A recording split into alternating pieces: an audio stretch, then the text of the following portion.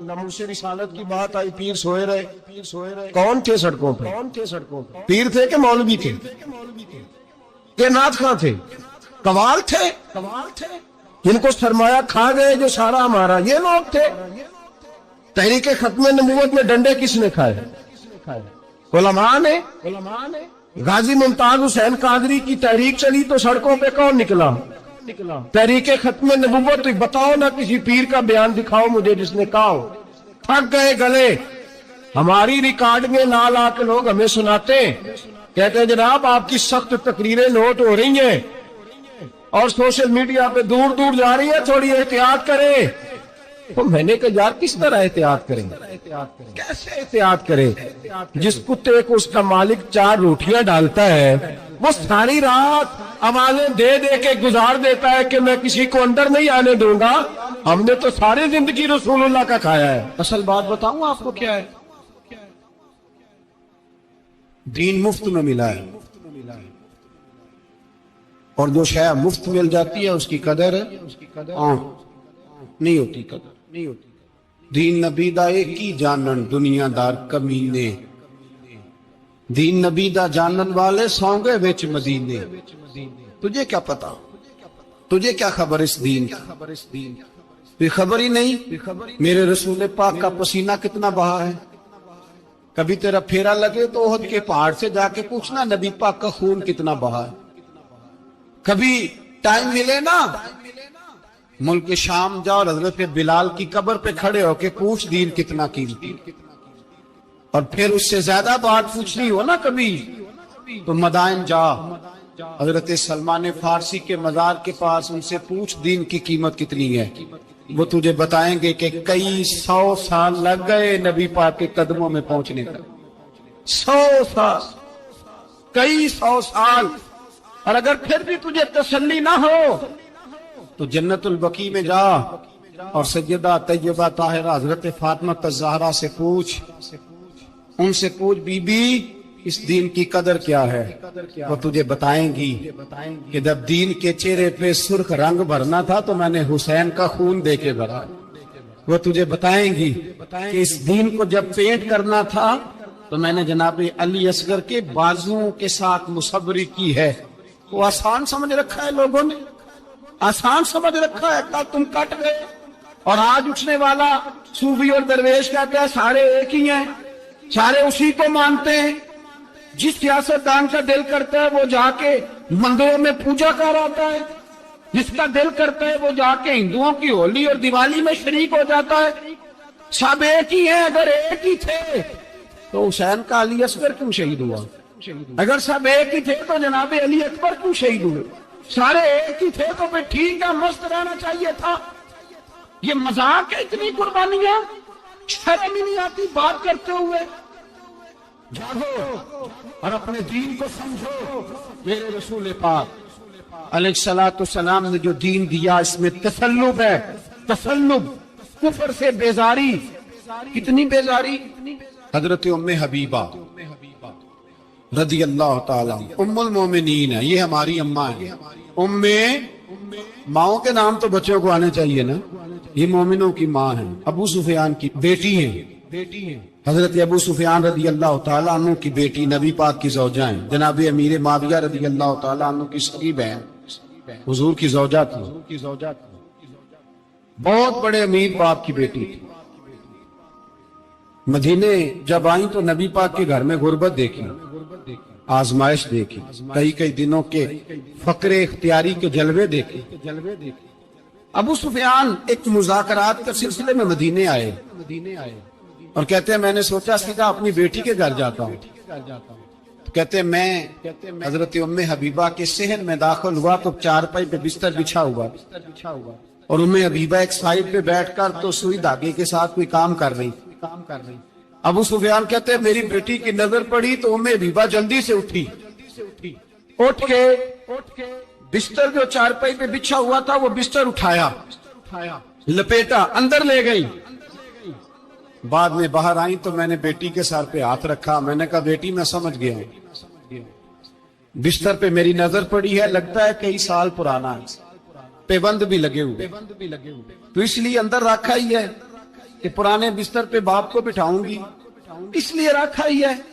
تو بیٹی امیر گھر سے آئے تو غریب گھر میں اس کی شکایتیں ختم نہیں ہوتی، پر دین کے ساتھ تسلط ام المومنین کا، پختگی اور کفر سے بیزاری، کہنے لگی ابا جی ابھی آپ کافر ہیں نا، تو آپ کی سوچ ابھی بدلی نہیں، میں اس لیے نہیں بستر اندر رکھ کے آئی کہ آپ کے قابل نہیں تھا، میں تو اس لیے رکھا ہوں کہ وہ میرے نبی کا پاک بستر ہے اور آپ ناپاک ہیں، وہ پاک بستر ہے۔ انما المشرکون نجس، مشرک ناپاک ہوتا ہے، پاک ہونا علیحدہ بات ہے، لیکن میرے دل میں باپ کی قدر بعد میں ہے، میرے دل میں، اور رسول اللہ کے بستر کی قدر پہلے ہے، رسول اللہ کی نہیں، رسول اللہ کے بستر کی قدر ہے کہ باپ بیٹھنا جائے۔ اتنی نفرت مشرک سے، اتنا اظہار، وہ باپ بھی ہو تو اتنی نفرت، لوگوں نے پیچھے ڈالے ہوئے پیار کے، محبت کی پینگیں چڑھا رہے ہیں،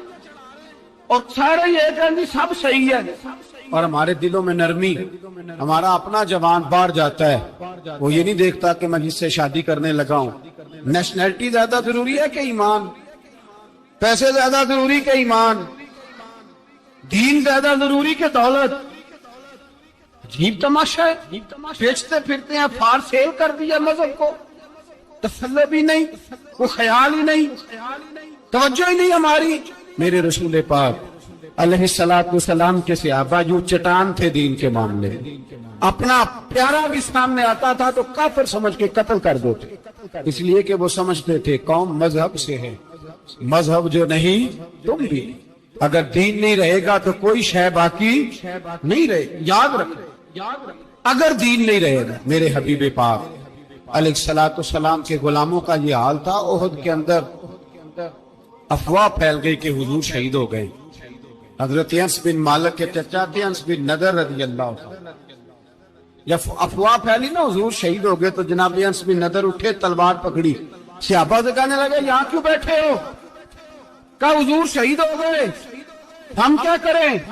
فرمایا حضور شہید ہو گئے تو ہم زندہ رہ کے کیا کریں گے؟ یہاں کیوں بیٹھے ہو؟ ہمارا جینا بھی مصطفیٰ کے لیے، مرنا بھی مصطفیٰ کے لیے، اگر حضور علیہ السلام وصال کر گئے تو اٹھو، ان بے ایمانوں سے لڑتے ہیں جنہوں نے مصطفیٰ کو شہید کیا ہے، اٹھو۔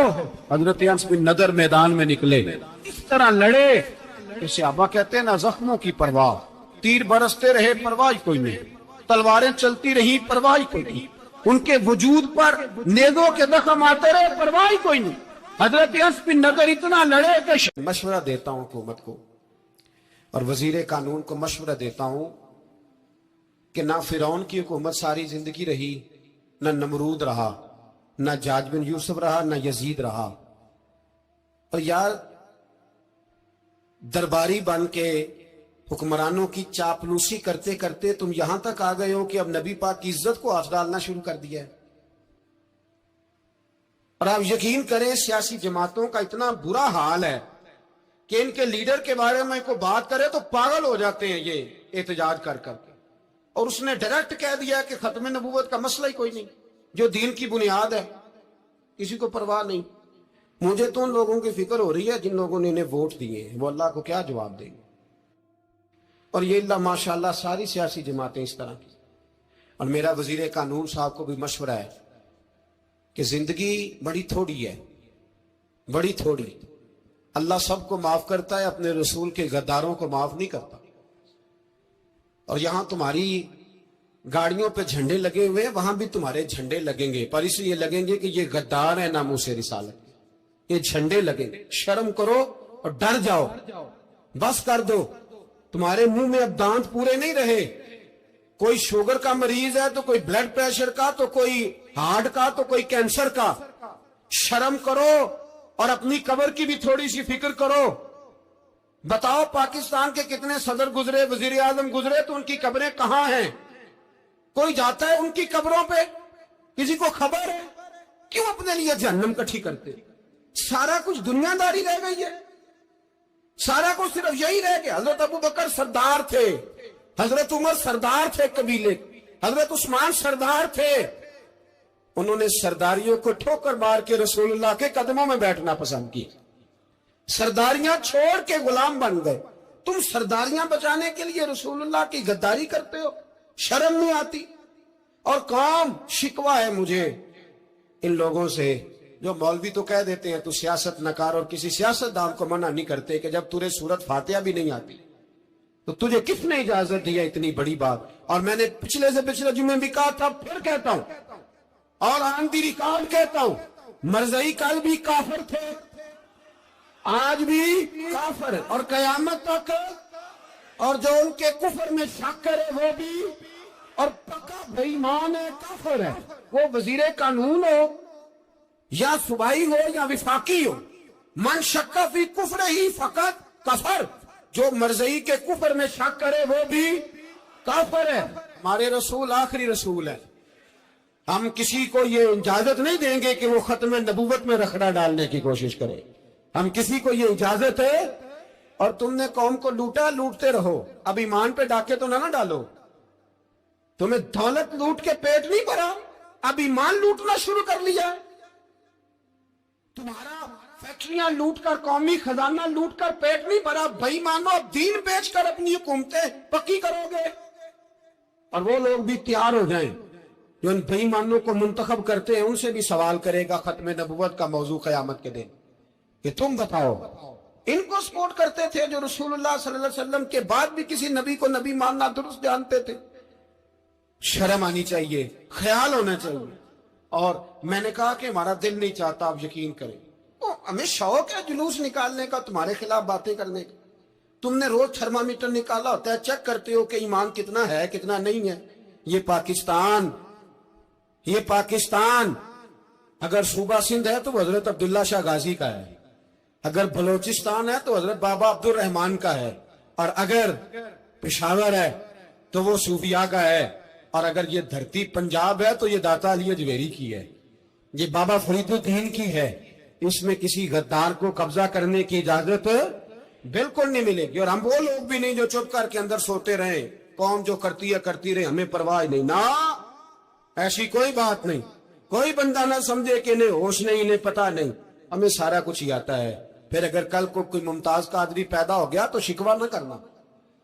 کل کو کوئی پھر سے عامر چیمہ نکل آیا تو شکایت نہ کرنا, یاد رکھنا.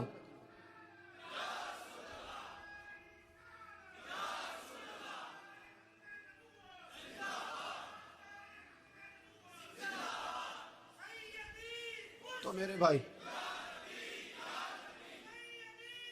کھول کے بول, یا نبی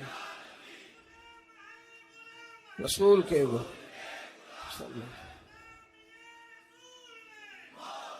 تو یہ مشورہ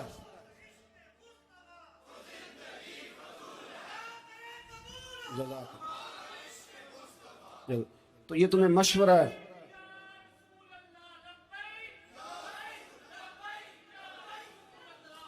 میری بات سنیں, یاد رکھیں, یہ لوگ بعد میں پچھتاتے ہیں, پھر مناظرے کراتے پھرتے ہیں, اس نے صحیح کیا کہ غلط کیا.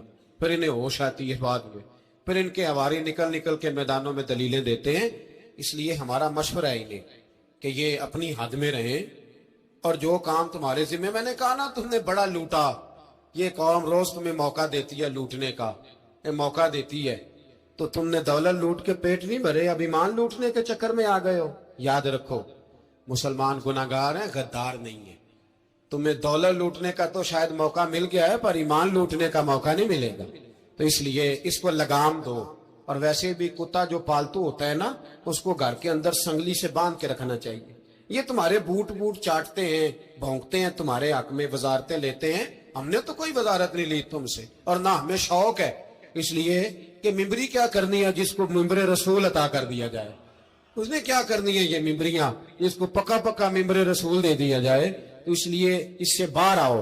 میں نے کہا بڑے بڑے نمرود, فرعون, قارون دفن ہے, تمہارا بھی نام تک نہیں ہوگا, بالکل نام نہیں ہوگا. اس لیے ہمارا مشورہ, اور آپ لوگ بھی آئے نا یہ اگلے سال, تو ان کو کھڑا کر کے پوچھ لینا, اسلامی جمہوریہ پاکستان کا تم نے MPM نے بننا ہے, پہلا کلمہ ہی صحیح سنا دو. چلو خدا کا واسطہ یہی بتا دو کہ تمہیں نماز بھی ڈھب سے آتی ہے کہ نہیں.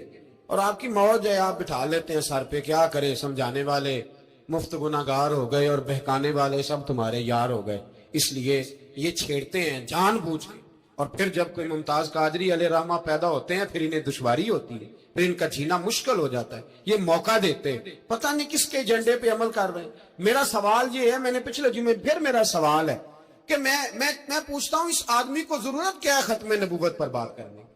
جب امت مسلمہ کے متفقہ فیصلہ ہے کہ مرزائی کافر، اسمبلی نے بل پاس کر دیا کہ مرزائی ان کو اقلیت قرار دے دیا، اور جب سے وہ اقلیت بنے نہ ہم نے ان کی عبادت گاہ جلائی، نہ ہم نے ان کو قبروں سے نکالا، نہ ہم نے بس ٹھیک ہے جیسے عیسائی رہتے ہیں، یہودی سے کس ملک میں رہتے ہیں وہ بھی رہے، اقلیت بن کرے کوئی پر تم انہیں کھینچ کھونچ کے کیوں قریب کرتے ہو؟ تمہارا کیا جرانہ ہے ان کے ساتھ؟ بتاؤ تو صحیح۔ ان لوگوں سے ان کو چاہیے اپنے منہ میں لگام ڈالیں، اور اگر نہیں ڈالیں گے پھر انشاءاللہ ڈالی جائے گی، اور بڑی تگڑی ڈلے گی، اور پھر ایسی ڈلے گی۔ سلمان تاثیر جب مرا تھا نا تو 5-5 لاکھ روپیہ مولویوں کو آفر کی جنازہ پڑھاؤ، 5-5 لاکھ روپیہ چھوٹے چھوٹے مولویوں کو۔ اور داتا صاحب کی مسجد کے خطیب بھی صوبائی جو تھے وہ خطیب تھے، ملازم تھے، انہوں نے کہا کہ ایمان نہیں بیچنا، نکالنا ہے نوکری سے تو نکال دو۔